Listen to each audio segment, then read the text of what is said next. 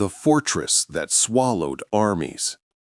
What if we told you there once existed a fortress so massive, so deceptive, and so unforgiving that entire armies marched toward it and simply never came back? What kind of place has the power to swallow thousands without a trace?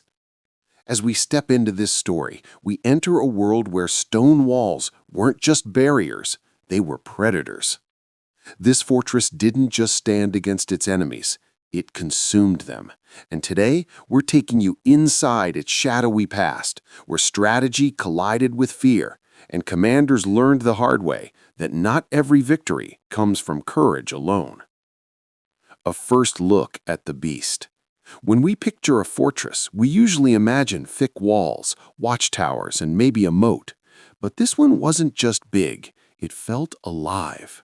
From a distance, it looked like a harmless shape on the landscape, but the closer we got, the more it seemed to rise like a mountain built by human hands.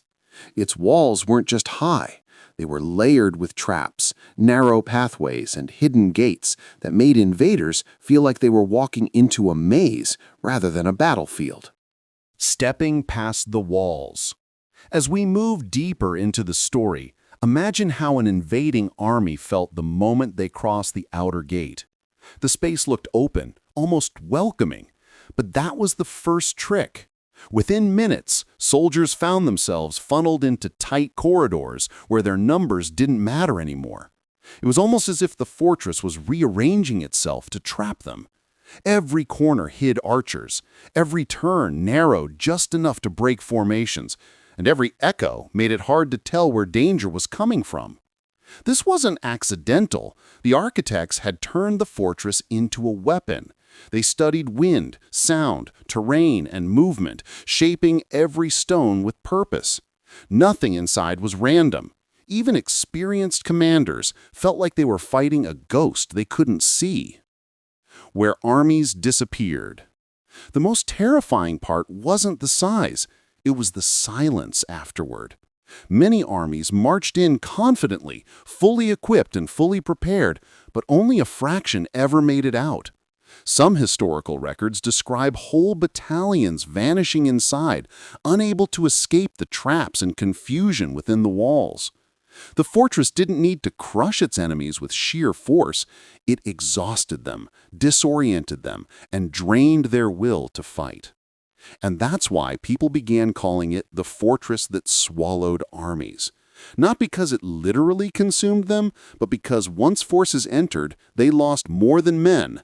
They lost control, direction, and hope. Power, pride, and fear.